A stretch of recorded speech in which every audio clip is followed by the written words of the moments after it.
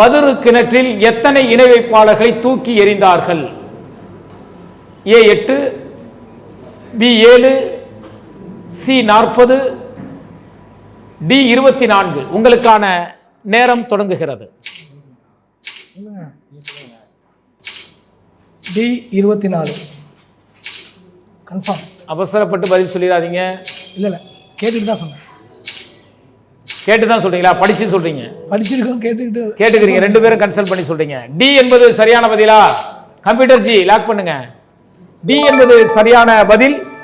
இதற்கான ஆதாரம் புகாரியில் 3976வது ஹதீஸாக இடம்பெற்றிருக்கிறது. பத்ர் போர் நடந்து முடிந்த நாளன்று நபிகள் நாயகம் ஸல்லல்லாஹு அலைஹி வஸல்லம் அவர்கள் குறைசி தலைவர்களில் 24 பேர்களின் சடலங்களை பத்ருடைய கிணறுகளில் அசுத்தமானதும் அசுத்தப்படுத்தக்கூடியதுமான கற்களால் உட்சுவர் எடுக்கப்பட்ட கிணறு ஒன்றில் தூக்கி போடுமாறு உத்தரவிட்டார்கள். இது புகாரியில் 3976வது ஹதீஸாக இடம்பெற்றிருக்கிறது.